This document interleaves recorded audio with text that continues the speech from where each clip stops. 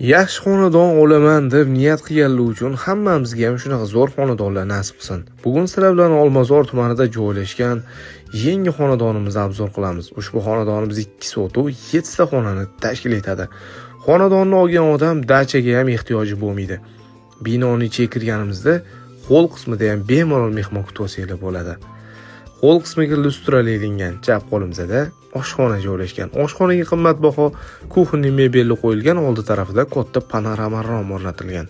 Xonalar yo'q yorug' bemalol havo aylanadi. Uy sifatiga, ta'mirlariga gap bo'lishi mumkin emas, 100% kafolat beriladi. Qo'ldan to'g'ri kirganimizda shinamgina chiroyli mehmonxona bizani kutib oladi. O'ng qo'limizda birinchi qavatimizda yotoqxonasi joylashgan. Yotoqxonaning hollariga juda ham qulay joyda ekan. O'zining ichida sanuzeli ham bor. Sanuzelda hamma sharoitlarni qilib qo'yishgan. Xonadonni xarid qilgan odamga dacha ham kerak bo'lmaydi.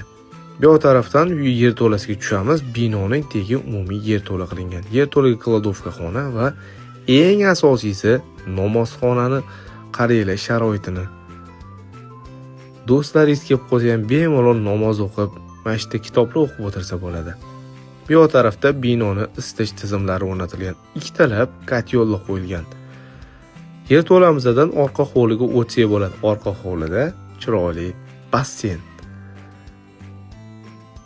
Chap qo'limizda bo'lsa yozgi oshxona, sauna, sanuzelxona.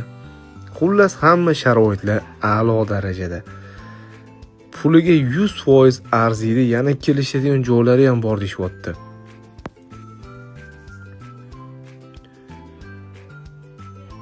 Mana shunaqa zo'r xonadonni orzu qilganlarni hammasiga ham Alloh yetkazsin. Ana endi uyimizning 3-qavatini ko'rib chiqamiz. 3-qavatga ko'tarilishimizda chiroyli dekorativni oynalar, koridor qismida bo'lsa chiroyli lustralar ilingan. O'ng qo'limizda birinchi yotoqxona joylashgan. Hamma xonamizning oldiga katta panorama romlar qo'yilgan. Uy yop-yorug' havo zo'r aylanadi. Xonalar bir-biridan chiroyli aboylar yopishtirilgan.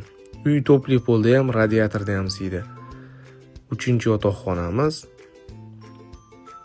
Bu tarafda umumiy sanuzel, o'ng qo'limizda bo'lsa oxirgi yotoqxona joylashgan. O'zining ichida sanuzeli ham bor. Xonadonimiz sizlarni qiziqtirgan bo'lsa, video ostidagi raqamlarga bog'lanib, kerakli ma'lumotlarni olsanglar bo'ladi. Umumiy hisobda $185,000 so'rashyapti, kelishadigan joylari bor.